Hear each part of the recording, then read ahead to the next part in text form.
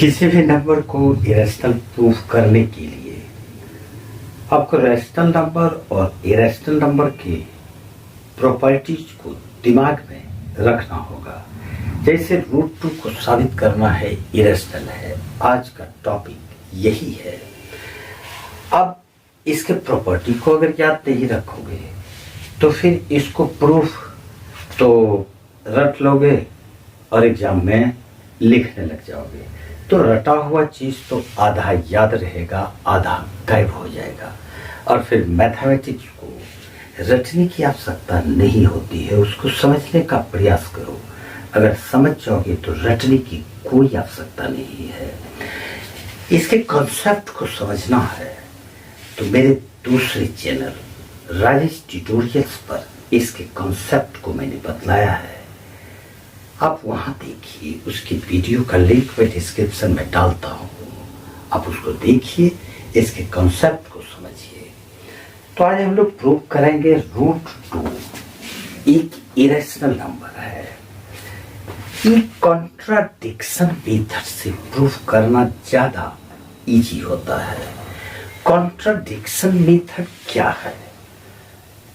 जैसे सपोज करो कि ये क्या है, मैं पूछता हूं ये क्या है, तो तुम कहोगे ये चौक है।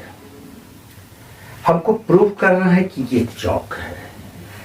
अब इसको चौक है ये प्रूव करने के लिए बहुत सारे प्रोसेस, बहुत सारे मेथड्स होंगे।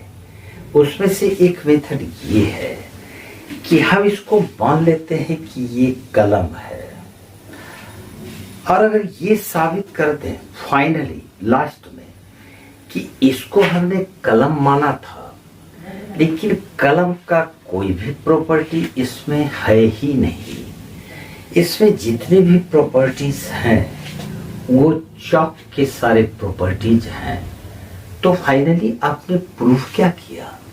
आपने प्रूफ किया कि ये कलम नहीं है, ये एक चौक है। इसी को कॉन्ट्राडिक्शन मेथड बोलते हैं।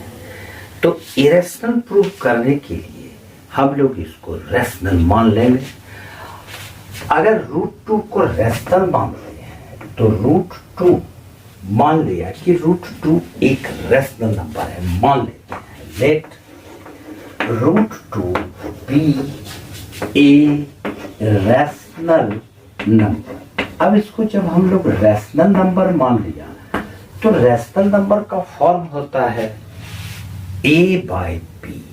इसका मतलब है कि root 2 is equal to a by b होगा, जहां की a and b are coprimes. ये दोनों को प्राइम्स है। अब फिर एक क्वेश्चन उठता है कि सर ये को प्राइम क्या है? तो को प्राइम भैया हम उसको बोलते हैं जिसका HCF 1 होगा। जैसे 2 और 3, तो 2 और 3 का HCF क्या होगा? 1 होगा, तो हम इसको को प्राइम बोलेंगे। तो A और B को प्राइम नंबर्स है। तो root 2 equal to A by B, क्योंकि हमने इसको रैशनल माना है तो रैशनल का फॉर्म A बाई B है, where B is not equal to 0। अब इसको क्रॉस मल्टीप्लाई अगर कर लेंगे तो ये a into 1a is equal to b root 2 हो जाएगा। इसका फॉर्म ये आ गया। अब क्या करते हैं, इसको स्क्वायर कर देते हैं।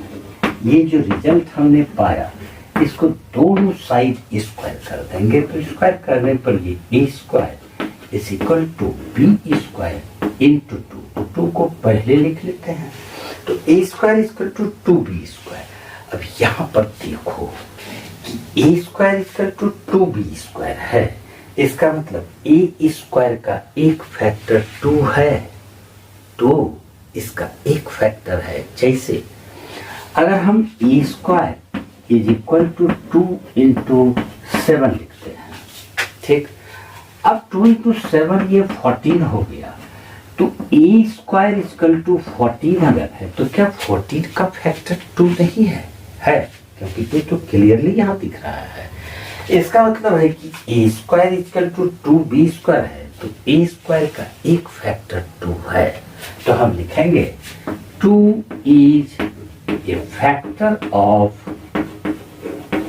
ए स्क्वायर, यानी ए स्क्वायर का एक फैक्टर 2 है। अब जब ए स्क्वायर का एक फैक्टर 2 है तो ए का भी एक फैक्टर 2 होगा ही, यानी कि 2 इज ए फैक्टर ऑफ